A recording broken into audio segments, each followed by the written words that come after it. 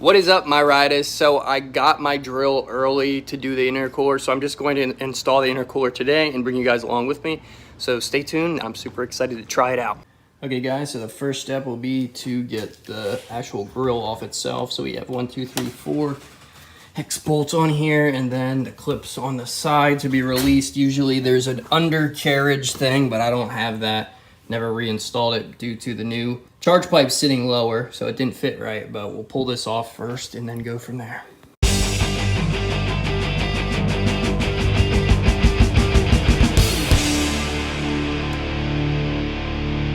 Okay, I think I got all of them. All right guys, it's hot as hell, but we got the front bumper off. Here's what we're left with. Now I need to figure out a proper mounting plate on the car, so we're gonna have to test a bunch of different things beforehand. But all right guys, so you'll have 2 pieces of plastic here that are held on that guide kind of the air to the intercooler itself. I believe that you need to take this off just because you wouldn't have enough room to mount this. Otherwise it gets in the way of any mounting points. So if you don't like custom stuff, definitely don't get something that you have to customize.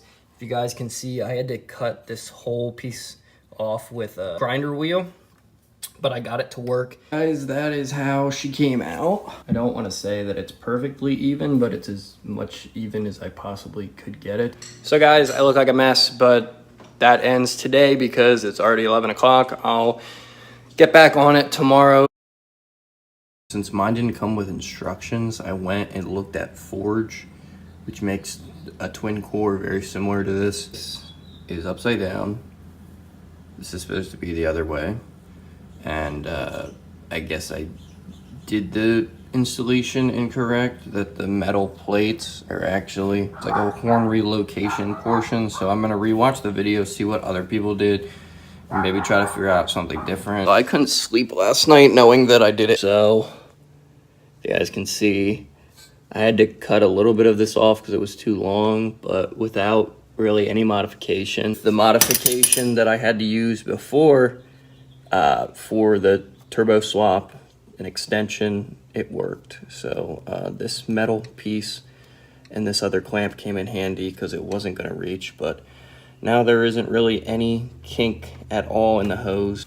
And as you guys can tell, the reason why I said it's upside down is because with these, they usually mount them reverse, and these are to relocate or extend the horn. Add this like this, it actually goes like that.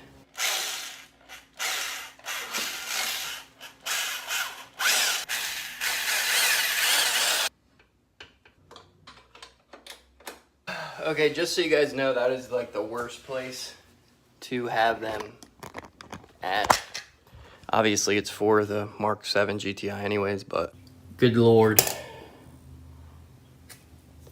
I was gonna use a power screwdriver, but I just had to use all my force, and that one was even more of a bitch. But they're in. Trust me, they're in. Now it's just this one. All right guys, for an eBay kit, I have to give it credit.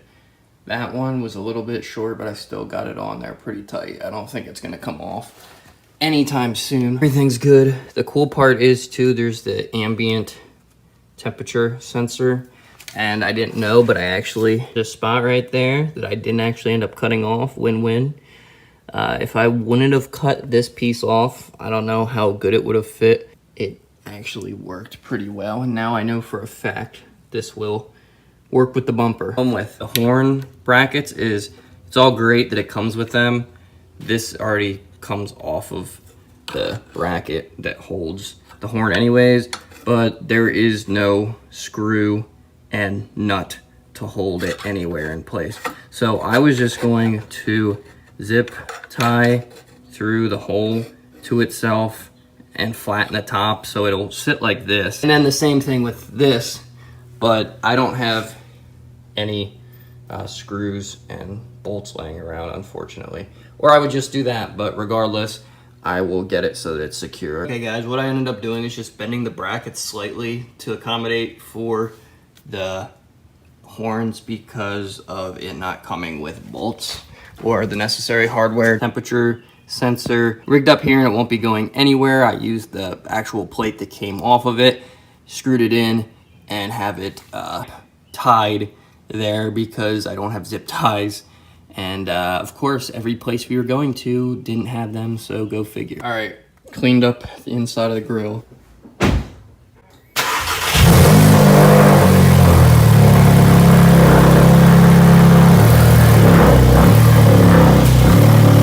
Okay guys, so I'm going to start editing this video today. It's going to be the installation, and then the next video will be driving the GLI with it and telling if it makes a difference or not. I've heard mixed reviews, but hopefully it does something because it was a kind of a pain in the butt to install. Supposedly supposed to come with instructions, but there was no instructions in the box. So it's good I watched the video on it and actually figured it out that way. All right guys, I love you. Make sure to be happy, stress less. I'll see you in the next one as always.